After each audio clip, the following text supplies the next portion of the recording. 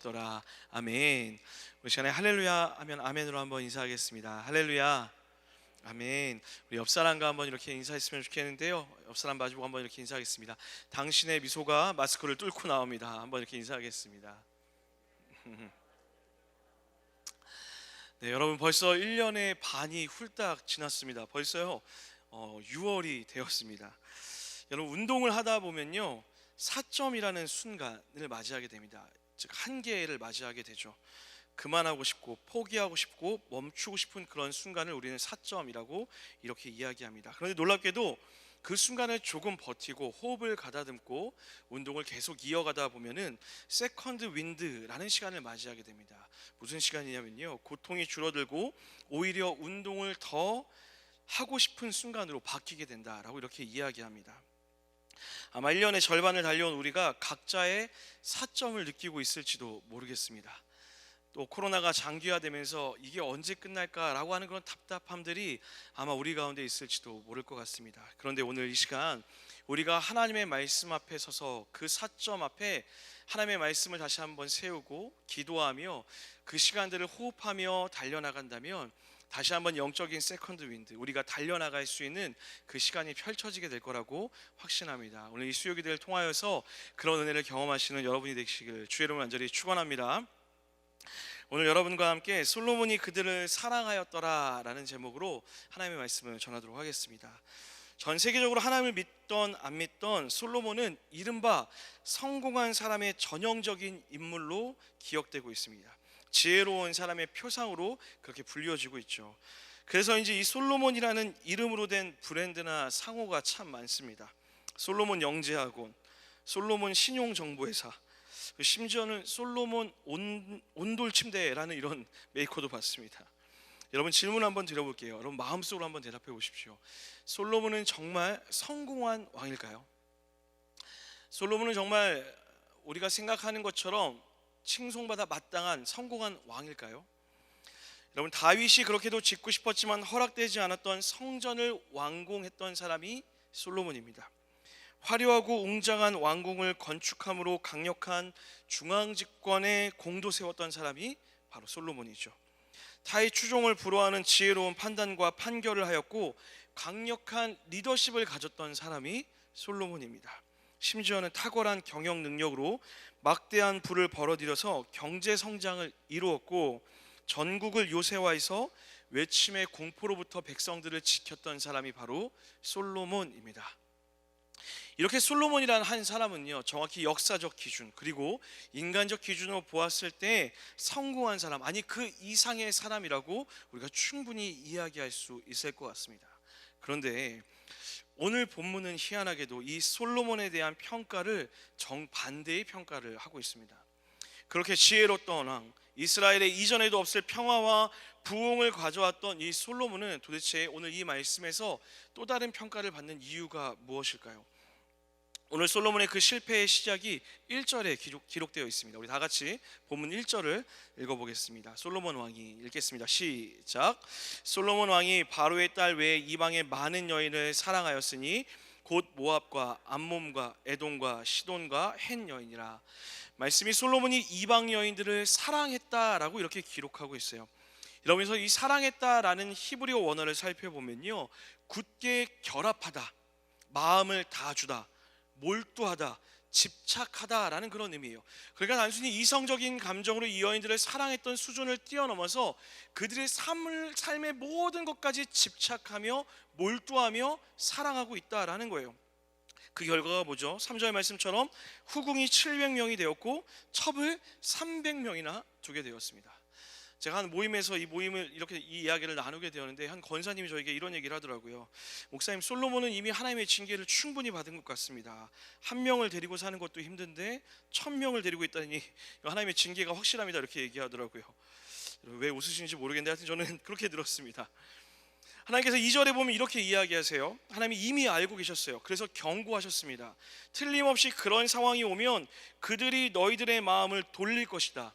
너희들은 걷잡을 수 없이 타락할 것이다 말씀하셨고 경고하였음에도 불구하고 솔로몬은 이 죄를 범하고 있는 거예요.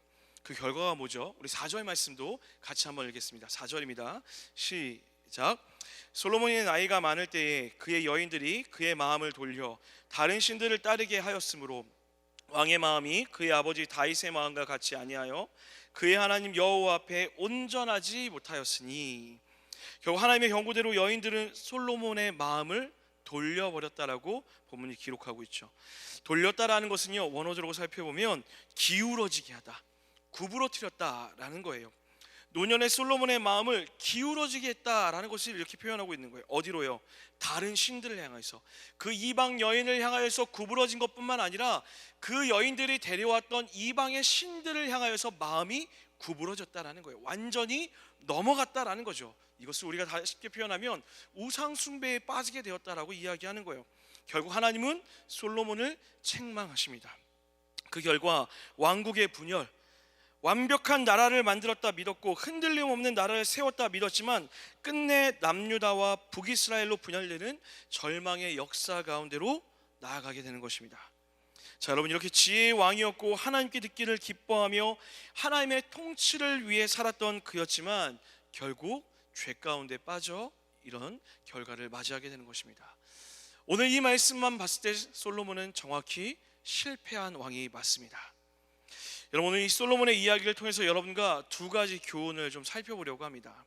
먼저 첫 번째는 한번 따라할까요? 마음이 있는 곳에 내 삶이 있다. 오늘 솔로몬의 타락의 이유를 가장 잘 보여주는 단어는 사랑하다라는 단어일 거예요. 서두에서 이야기한 것처럼 솔로몬은 이방 여인들을 사랑하기를 몰두했습니다. 집착했습니다. 전심으로 사랑했다라는 거예요. 그런데 놀랍게도 바로 이전에 기록된 성경에는 솔로몬이 또 다른 대상을 사랑했다라고 기록하고 있어요. 열왕기상 3장 3절에 보면 이렇게 기록되어 있습니다. 솔로몬이 여호와를 사랑하고, 여호와를 사랑했던 그 솔로몬, 그래서 하나님께 듣기를 구했던 그 솔로몬이 지금 그 사랑의 대상을 바꾸어 버린 거예요. 누구로요? 이방의 여인들을 향하여서. 하나님을 향하여서 몰두하며 집중하며 하나님을 향해 전심으로 사랑했던 그 솔로몬의 마음이 이방 여인들을 향하자 그의 삶 가운데 실패가 일어나기 시작했다라는 것입니다. 여러분, 솔로몬의 이 선택이 그 당시 나라를 지키기 위해 화친의 방법으로 여인들을 아내를 맞이하였고, 그렇기 때문에 나라를 지키기 위한 것이라고 포장할 수 있을까요? 아니요, 여러분, 그건 핑계일 뿐입니다. 왜요? 누구보다 솔로몬이 잘 알고 있었어요. 이스라엘을 지키는 것은 화친을 통해 얻어진 평화가 아니라 하나님의 말씀대로 순종하며 살아갈 때 주어진다라는 것을 솔로몬이 누구보다 잘 알고 있었다라는 거예요. 그럼에도 솔로몬은 하나님이 주신 하나님의 지혜를 의지하지 않고 인간의 지혜, 자신의 지혜를 의지해 이런 결과를 맞이하게 되는 거예요. 사랑하는 여러분, 이 문장을 다시 한번 꼭 기억하셨으면 좋겠습니다. 우리라는, 사람이라는 존재는 우리의 마음이 있는 곳에 우리의 삶이 있다라는 거예요. 사람들은 그 마음에 사랑하는 그것에 내 시간과 열정과 관심을 쏟고 살아가는 존재들입니다. 예를 한번 들어볼게요. 여러분, 주식에 마음을 두고 살아가는 사람들, 주식을 사랑하는 사람들은 하루 온종일 주식의 오르내림에만 관심을 두고 살아갑니다. 재테크에 관심을 두고 사는 사람들은요, 하루 종일 어디 땅이 좋은지, 어디 아파트가 좋은지, 내 집이 얼마나 올랐는지 내렸는지에 관심을 두고 살아가요. 마음의 관심이 아이들에게, 자녀들에게 있는 사람들은 오롯이 아이들의 공부와 결혼과 그들의 삶에만 몰두하며 살아가고 있어요. 심지어는요, 마음에 걱정이 가득한 사람들은 걱정할 일들만 찾아 살아갑니다. 마음의 두려움에 관심을 두고 살아가는 사람들은 두려운 일에만 사로잡혀서 그 삶을 살아간다라는 거예요. 다시 말해서 내가 마음에 관심을 두는 것, 사랑하는 그곳에 우리의 삶이 있다라는 거예요. 그럼 이렇게 물으실 거예요. 목사님, 그럼 돈 걱정 없이 사실 수 있습니까? 아이들 걱정 없이, 미래에 대한 염려 없이 사는 게 과연 가능한 거예요? 목사님은 그렇게 사세요? 라고 이렇게 물어보실 것 같아요. 여러분, 어떠실 것 같아요? 제가 염려가 있을까요? 없을까요? 여러분, 굉장히 당황하시는데, 네, 염려가 있습니다. 두려움이 있고요, 걱정도 참 많습니다. 또 제가 오늘 이렇게 얘기했다고 무슨 염려와 걱정이 그렇게 많으신지 이렇게 생각하시면 안 됩니다.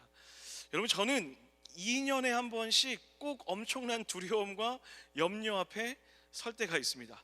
왜 그럴까요? 네, 전세 재계약 시즌만 되면 머리가 너무 아파요. 와, 이거 정말 이게 견딜 수가 없는 그런 두려움과 염려를 맞이하게 돼요. 얼마 전에 주변에 어떤 분들이 저에게 이렇게 얘기하는 거예요. 안산의 집값이 너무 많이 올랐다라는 거예요. 뭐 집값이 오른 거나 저와 크게 상관이 없으니까 그냥 흘려들었어요. 근데 생각해 보니까 전세값도 올랐다는 소리를 듣게 됐어요. 그래서 제가 너무 궁금해서 제가 지금 살고 있는 지역의 전세값을 인터넷으로 검색해 봤어요. 근데 여러분, 제가 너무 놀랐어요. 정확히 제가 지금 살고 있는 가격이 2배가 올랐더라고요. 제가 그래서 순간 눈이 좀 안 좋아서 잘못 본 줄 알고 매매가를 봤나 이렇게 생각이 들었어요. 정확히 전세가였어요. 놀라운 일이 벌어졌어요. 그때부터 제 마음에 염려가 되기 시작하는 거예요. 두려움이 찾아오기 시작하는 거예요. 더 놀라운 건 뭔지 아십니까 여러분? 제 전세 계약이 아직 1년도 넘게 남았다는 거예요. 1년이나 넘게 남은 일을 제가 벌써 전전긍긍하면서 생각하고 있는 거예요. 대출은 덜 받을 수 있을까? 로또를 해야 되는 거야? 말도 안 되는 그냥 뭐 이상한 생각들을 막 하는 거예요. 제가 이 두려운 마음을 가지고 제 아내한테 나눴어요. 여보, 이런 상황이에요 라고 얘기했더니 아내가 한숨을 푹 쉬더라고요. 근데 그 아내의 한숨이 전세값이 오른 것에 대한 한숨이 아니라 이 목사를 봐라라는 그런 듯한 한숨이었어요. 그래서 지혜로운 저희 아내가 돌려서 이야기하더라고요. 어느 이야기를 하다 갑자기 여보, 근데 생각해 보니까 우리는 집을 구할 때마다 은혜가 있었던 것 같아요 라고 이야기하고 들어갔어요. 그 말은 너가 알아서 좀 생각해 보라는 거죠. 그리고 좀 생각을 해보는데 정말 모든 순간이 은혜였더라고요. 첫 번째 집에서 두 번째 집으로 이사할 때도 원해서 한 것이 아니라 어쩔 수 없이 이사를 가야 되는 상황이었어요. 근데 그때는 청년 사역을 할 때여서 하나님께 기도했습니다. 하나님, 청년들과 가까이 마주할 수 있는 곳, 그리고 기도할 수 있는 곳이었으면 좋겠습니다 라고 그렇게 기도했어요. 그런데 너무 바빠서 집도 못 알아보고 있는데 한 목사님께서 본인이 집을 계약하러 갔다가 이 집은 저에게 제가 계약했으면 좋겠다는 생각이 저를 소개해 주는 거예요. 그래서 저는 정말 한 군데도 알아보지 않고 가서 그분이 소개해 준 데를 계약했어요.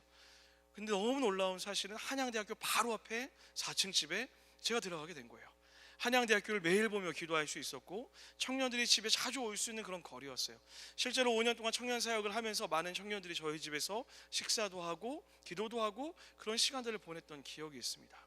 그리고 세 번째 집에 이사를 가는데 교구 사역을 시작하면서 제가 정말 흥분하면서 기쁨으로 교구 사역을 준비하고 있었어요. 그런데 갑자기 집주인이 또 나가라고 하는 거예요. 너무 속이 상했어요. 너무 힘이 드는 거예요. 그래서 이번에는 집을 볼 시간도 없고 너무 힘들어서 아내에게 부탁을 했어요. 아내가 계약을 하고 와서 이제 집에 청소를 하려고 이렇게 갔는데 제가 너무 깜짝 놀랐어요. 집에 청소하려고 이렇게 들어가서 베란다를 보는데 거실 문을 이렇게 열고 창문을 열었더니 섬기게 될 교구가 눈앞에 보이는 거예요. 송산과 화성 지역이 펼쳐져 있는 거예요. 그때부터 희한한 일들이 벌어지더라고요. 이사 온 게 그렇게 싫었는데 그때부터 그 집이 너무 사랑스러워지는 거예요. 제가 이사 왔던 모든 순간들을 돌아보니까 제 능력이 있어서 힘이 있어서 온 것이 아니라 하나님이 예비하셔서 왔다는 것을 경험할 수밖에 없더라고요. 여러분, 그 순간 제 마음에 희한한 변화가 일어났습니다. 두려움과 염려가 사라지면서 고백하기 시작하는 거예요. 하나님, 하나님의 때라면 옮기시겠죠. 하나님이 일하시면, 하나님이 말씀하시면 가야겠죠. 그리고 하나님, 반드시 하나님은 그냥 보내시는 것이 아니라 기도할 곳으로 나를 보내실 것이라고 믿습니다 라고 그렇게 고백하게 되었어요. 여러분 보세요. 상황과 환경은 여전합니다. 돈이 생긴 것도 아니에요. 상황이 좋아진 것도 아니에요. 전셋값이 떨어진 것도 아니에요. 상황과 환경은 여전한데 제 마음은 변했어요. 왜 그랬을까요? 하나님이 제 마음에 들어오기 시작하면서, 주님이 내 마음에 들어오기 시작하면서 그 주님으로 인하여서 우리가 믿음의 눈으로 내 삶을 해석하자 다른 것들이 보이기 시작했다라는 것입니다. 사랑하는 여러분, 두렵지 않을까요? 아니요, 여전히 염려가 됩니다. 부족한 목사인지라 여전히 걱정이 있는 것도 사실입니다. 하지만 여러분 기억하세요. 신앙생활이라는 것은 두려움이 없다 말하는 것이 아니라 그 두려움까지 가지고 하나님께 나아가는 것이 신앙생활입니다. 믿으시면 아멘 할까요? 그 두려움을 가지고 하나님께 나아가 고백할 때에 하나님은 나의 시선을 가리우시고 하나님의 시선으로 우리의 그 모든 삶을 재해석하신 능력들로 우리를 보게 하신다라는 거예요. 이런 마음을 가질 수 있는 방법이 오늘 본문에 기록되어 있어요. 무엇이라 얘기합니까? 하나님을 사랑하는 거예요. 내 마음의 두려움의 자리 앞에 하나님의 마음을 채우는 것, 그러할 때에만 우리 주어진 삶 가운데, 염려 가운데 무너지는 것이 아니라 주의 의지로, 주의 사랑으로 살아갈 수 있는 능력이 생겨나게 된다는 거예요. 여러분, 이 말씀을 꼭 기억했으면 좋겠습니다. 하나님은 우리에게 갈망을 없애고 금욕의 생활을 하라고 이야기하시는 분이 절대로 아닙니다. 두려움이 없이 살아가라고 이야기하시는 분도 아니에요. 그렇다면 하나님은 우리가 진정으로 욕구할 만한 것을 갈망하며 살라고 우리에게 명령하십니다. 그게 무엇일까요? 우리가 진정으로 욕구할 만한 것, 갈망해야 될 것이 무엇일까요? 바로 하나님을 갈망하는 거예요. 하나님을 사랑하는 거예요. 다른 어떤 것보다 내 눈에 보이는 세상의 어떤 것을 갈망하며 사랑하며 쫓아 살아가는 것이 아니라 하나님만을 갈망하며 살아가기를 우리 주님이 요청하며 원하신다라는 거예요. 왜요? 하나님으로 내 마음이 채워지면 우리 삶 가운데 또 다른 해석의 여정이 열리게 된다는 거예요. 그것이 믿음의 눈으로 보는 삶이고 믿음의 걸음으로 살아가는 삶이고 하나님의 나라를 펼쳐가는 아름다운 삶이 될 것이라고 주님 우리에게 약속하고 계신 거예요. 그러니 사랑하는 여러분, 솔로몬의 실패는 그 마음에 하나님이 아닌 솔로몬의 방법, 인간의 지혜가 가득했던 것이고 하나님을 사랑했던 그 마음에 세상을 사랑하고 자신을 신뢰했다는 것을 기억하시면서 이제 우리는 세상을 갈망하며 살아가는 것이 아니라 하나님만 갈망하며 사랑하시는 여러분과 제가 되기를 주의 이름으로 간절히 축원합니다. 그렇게 하나님을 사랑하는 내 마음이 우리의 삶이 되도록, 하나님을 갈망하는 나의 마음이 내 삶이 될 수 있도록 살아가는 거예요. 오늘 이 자리에 모여서 함께 그렇게 예배하는 우리 모두가 우리 삶의 중심이 하나님을 사랑하는 열심이 넘쳐나게 되기를 주의 이름으로 간절히 축원합니다. 여러분, 그런가 하면 우리가 오늘 솔로몬의 이야기를 통해 배워야 될 두 번째 마음은요, 나의 욕망을 하나님의 꿈으로 포장해서는 안 된다라는 거예요. 사랑하는 여러분, 오늘 솔로몬은 실력이나 지식이 없어서 실패한 것이 절대로 아니에요. 군사력이 없어서 실패한 것도 아닙니다. 외화가 없어서 망한 것도 아니에요. 막강한 군사력을 갖고 있었고 엄청난 경제적 부와 지식과 지혜를 가졌던 사람이었어요. 인간적 기준으로 보았을 때 절대로 실패할 수 없는 사람들이었어요. 오늘 말씀은 그 실패 이유를 이렇게 이야기하고 있어요. 우리 10절과 11절 말씀 다 같이 한번 찾아 읽겠습니다. 10절과 11절입니다. 시작. 이 일에 대하여 명령하사 다른 신을 따르지 말라 하셨으나 그가 여호와의 명령을 지키지 않았으므로 여호와께서 솔로몬에게 말씀하시되 내게 이러한 일이 있었고 또 내가 내 언약과 내가 내게 명령한 법도를 지키지 아니하였으니 내가 반드시 이 나라를 내게서 빼앗아 내 신하에게 주리라. 솔로몬의 실패의 원인은 딱 두 가지였습니다. 우리가 서두에 살펴봤던 것처럼 우상 숭배가 첫 번째 이유고요, 두 번째가 본문에 나온 것이 무엇입니까? 언약과 법도를 지키지 않은 것이라고 하나님이 명확하게 설명하고 있어요. 자, 그렇다면 여러분, 이 하나님의 언약과 법도가 도대체 무엇일까요?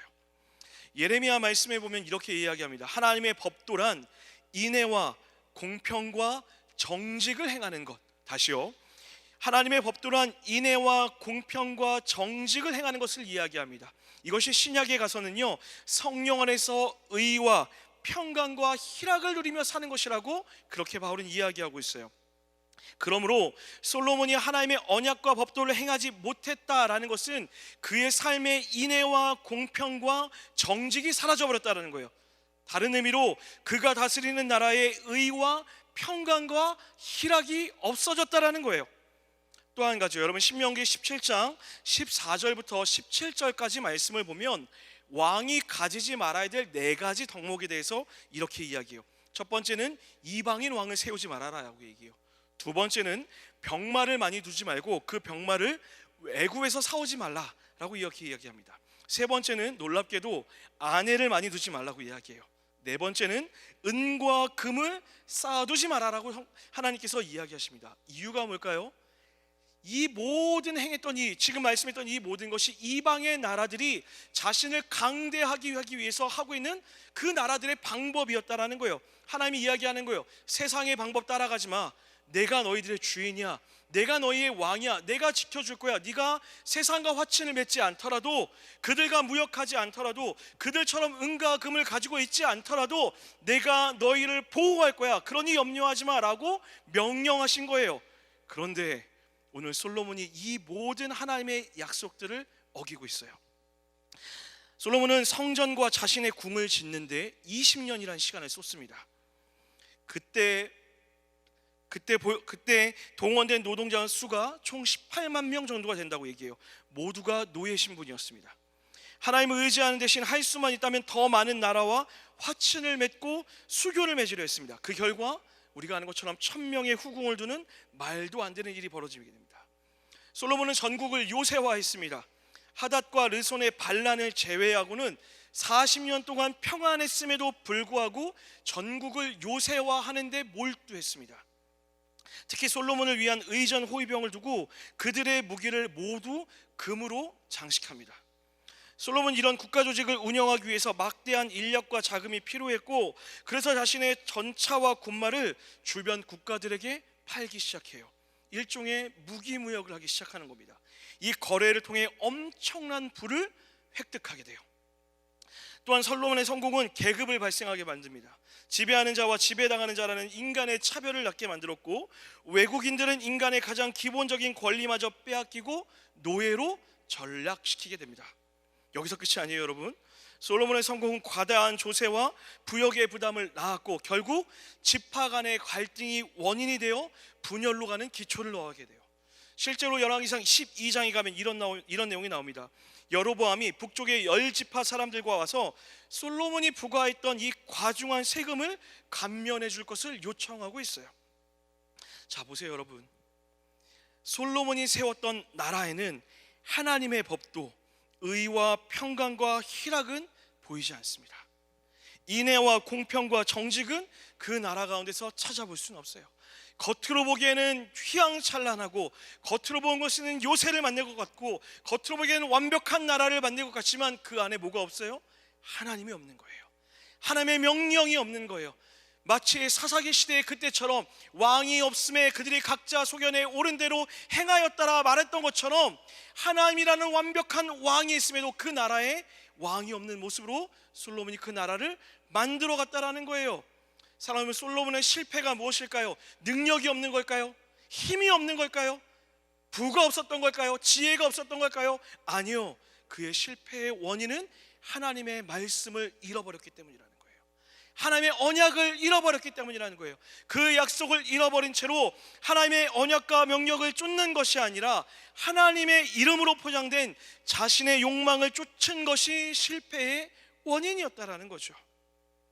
여러분, 눈으로 보기에는 이 모든 것이 하나님을 위한 것이라고 명분 삼아 진행되었을 거예요. 하나님의 백성들을 지키기 위해 요새를 만들고, 하나님을 위해 성전을 짓고, 하나님을 위해 화친을 맺었다라고 이야기할 수 있어요. 하지만 정확히는 우리가 알 수 있습니다. 하나님의 이름을 앞세워 자신의 욕망을 성취하고 있었던 거예요. 사랑하는 여러분, 기억하십시오. 솔로몬의 실패는 능력이 없는 것이 아니라 주의 말씀을 잃어버린 거예요. 여러분, 우리는 어떤가요? 우리도 하나님의 일을 한다고 하면서 때로는 나의 욕망을 채우고 있지는 않나 돌아볼 필요가 있습니다. 물론 이 하나님의 준엄한 경고는 이 자리에 서 있는 저와 같은 목사들에게 가장 크게 들려야 한다고 그렇게 확신하고 믿습니다. 실제로 너무 부끄럽지만 솔로몬의 이런 모습은 사역하는 내내 제 마음속에서도 발견되어져요. 하나님의 이름으로 포장된 수많은 거짓된 욕망을 보게 됩니다. 이 땅의 교회와 성도들이 하나님 앞에 회개하고 돌아봐야 할 것은 하나님의 이름으로 포장된 거짓된 나의 욕망이 무엇인지 돌아보고 회개할 수 있어야 됩니다. 사랑하는 여러분, 진정 하나님을 위해 사는 것은 무엇입니까? 그것은 우상을 숭배하지 않는 것이고 하나님의 명령과 법규가 내 삶을 지키며 살아가는 거예요. 다시 얘기해서 인애와 공평과 정직이라는 가치를 끊임없이 묻으며 주님과 동행하며 살아가는 거예요. 그래서 내가 걸어가는 것마다 하나님의 의와 평강과 희락이 넘쳐나기를 소망하며 달려가는 것, 이것이 하나님을 기쁘게 하는 삶이라는 거예요. 그래서 내가 지나온 자리에 나의 이름과 내 칭찬이 남는 것이 아니라 지나온 자리마다 누가 남는 거예요? 하나님이 남게 되는 거예요. 예수의 향기가 짙게 배어서 우리가 걸어온 모든 삶이 의와 그 사랑과 공평으로 인하여서 하나님이 드러나는 삶을 사는 것이 주님이 진정 우리에게 원하는 것이고, 우리가 하나님을 위해 사는 삶의 모습이 되어야 된다라는 거예요. 사랑하는 여러분, 저는 여러분의 삶이 물론 행복하기를 원합니다. 사업도 잘 되고요, 건강이 회복되어지고요, 물질의 축복이 넘쳐나는 은혜가 있기를 간절히 소원해요. 그런데 그것보다 더 소중하게 여러분의 삶이 있었으면 하는 것이 무엇이냐면, 여러분의 삶의 자리에 하나님의 말씀대로 살아 주어지는 의와 평강과 화평이 넘쳐나게 되는 것입니다. 할렐루야. 다른 고백이 아니라 내가 주의 말씀대로 살았더니 내 삶 가운데 하나님이 말씀하시는 화평케 되는 은혜가 있게 되었다고. 내가 주의 말씀대로 살았더니 그 자리에 인애와 공평과 정직의 은혜가 흘러넘치게 되었다라고 고백하는 은혜가 주의 성도들 삶 가운데 일어나기를 주님이 간절히 바라시고 있다라는 거예요. 그래서 우리가 살아가는 삶의 자리가 하나님이 임하시는 작은 천국이 되도록 우리는 그것을 바라며 소망하며 달려갈 수 있어야 되는 것입니다. 이 솔로몬을 바라보며 하나님, 우리처럼 솔로몬의 지혜가 필요합니다. 능력이 필요합니다. 그가 누렸던 그 화려한 삶이 필요합니다라고 구하고 기도할 것이 아니라 그 솔로몬의 첫 마음을 잃어버리지 않게 해달라고 하나님께 다가가 듣기를 구했던 그 솔로몬의 마음, 여호와를 사랑하기를 힘써했던 그 솔로몬의 마음처럼 하나님을 사랑하는 마음이 우리 가운데 있게 해달라고 이 솔로몬을 볼 때마다 우리는 기도할 수 있어야 된다는 거예요. 그렇게 기도할 때 우리 삶 가운데 주님이 말씀하시는 진짜 평화와 하나님의 나라가 이루어지게 될 것입니다. 사랑하는 여러분, 오늘 이 예배를 통하여서 또 여러분 삶 가운데서 그 하나님을 만나시는 여러분과 제가 되기를 주의 이름으로 간절히 축원합니다. 말씀 마무리하겠습니다. 오늘 말씀을 준비하면서 이 솔로몬의 삶에 대해서 참 많이 묵상했습니다. 참 위대했던 왕이었잖아요. 우리 또 이 가정의 달을 맞이해서 그 솔로몬의 이야기를 또 함께 들을 기회도 있었습니다. 어떻게 해서 이 솔로몬의 삶이 이렇게 되었을까 참 많이 답답하기도 하고 속상하기도 하였습니다. 그러던 중에 이 말씀을 준비하면서 이 솔로몬이 노년의 마지막에 썼을 것이라 이야기되는 한 성경이 떠올랐어요. 바로 전도서였습니다. 여러분, 전도서 잘 아시죠? 전도서에 어떤 단어가 가장 많이 나올까요? 바로 헛되다라는 거예요. 모든 것이 헛되고 헛되니 헛되도다 라고 이렇게 이야기하고 있어요. 이 헛되다라는 단어를 히브리어로 이렇게 얘기합니다. 한번 따라할까요? 헤벨이라고 이야기해요. 여러분, 이런 단어를 한 번쯤 외워두시면 좋을 것 같아요. 제가 예전에도 한번 설명드렸던 것 같아요. 이 헤벨이 뭘까요? 제가 아주 쉽게 설명드릴게요. 여러분, 주먹을 한번 줘보시겠습니까? 주먹을 쥐시고요, 바람을 한번 불어 넣어보세요. 여러분, 손에 공기를 잡고 있으세요? 잡고 있지 못하세요? 여러분, 제가 너무 어려운 질문을 드렸나요? 잡을 수 없죠. 아무리 불어도 잡고 싶지만 잡히지 않는 것, 이것이 뭐라고요? 헤벨이에요. 허무한 거예요. 내가 아무리 힘을 꽉 주고 내 손이 아무리 큰들, 내가 가진 것이 얼마나 큰들 도저히 잡을 수 없는 것, 그것이 허무함, 헤벨이라고 이야기하는 거예요. 누가 이렇게 얘기했다고요? 솔로몬이요. 모든 것을 가졌던 사람이에요. 성취했던 사람이에요. 누렸던 사람이에요. 모든 업적을 가졌던 사람이에요. 누구보다 큰 나라를 누렸던 사람이에요. 그런데 그 사람이 잡으려고 애썼지만 결국에 인생의 마지막에 뭐라고 고백하는 거예요? 헤벨, 잡을 수 없었다고요. 헛되다라고 이야기해요. 그러면서 이 저자가 마지막에 뭐라고 고백합니까? 너는 청년의 때에 너의 창조주를 기억하라. 할렐루야. 곧 곤고한 날이 이르기 전에 나는 아무 낙이 없다고 할 해들이 가깝기 전에 너의 창조주를 기억하라 라고 이야기하는 거예요. 가지려고 했었지만, 성취하려고 했었지만 도저히 가질 수 없었고, 내가 모든 것을 누리고 싶었지만 누릴 수 없었는데 그 인생의 마지막에 돌아켜보니 결국에 내가 바라봤어야 되는 것이 누구라고요? 하나님뿐이었다고요. 창조주였다고요. 그것이 유일한 생명의 길이었음을 깨달아 고백하며 이 땅을 살아가는 우리에게 이야기하고 있는 거예요. 사랑하는 여러분, 설교를 마치며 여러분에게 질문 드려볼게요. 여러분은 무엇을 사랑하며 살고 계십니까? 여러분은 오늘 어떤 것을 사랑하며 몰두하며 살고 계세요? 하나님, 오늘 이 말씀을 통해 우리에게 명령하세요. 우리가 몰두하며 집착하며 사랑하는 것들을 다 내려놓고 하나님을 갈망하라고 우리에게 명령하십니다. 주님만 사랑하라고 우리에게 명령하고 계세요. 우리가 그렇게 주님을 사랑하며 갈망하며 사는 것이 그리스도인의 삶이고, 그렇게 살 때만 우리 삶 가운데 하나님의 나라가 펼쳐지게 될 것이라고 약속하고 계신 거예요. 그래서 사랑하는 여러분, 주의 이름으로 간절히 부탁드릴게요. 때로는 두려움과 염려가 여러분 삶 가운데 찾아올지도 모르겠습니다. 그 염려가 두려움이 찾아올 때마다 다른 것을 의지하는 것이 아니라 창조주 앞에 달려가서 창조주를 기억하는 믿음으로 무릎을 꿇고 하나님 앞에 달려가 주의 말씀을 듣는 여러분과 제가 되기를 간절히 소원해요. 그렇게 주의 말씀이 우리의 삶을 채울 때에만 우리는 이 세상 가운데서도 하나님이 말씀하신 대로 살아가는 주의 나라를 누리며 살아갈 수 있게 되는 거예요. 이것이 복음이며 이것이 그리스도인의 삶이며 이것이 성도의 삶입니다. 그런 성도의 삶을 누리며 사는 우리 모두가 되기를 주의 이름으로 간절히 축복합니다. 우리 그 마음 담아서 같이 한번 찬양하며 기도하며 나아가겠습니다.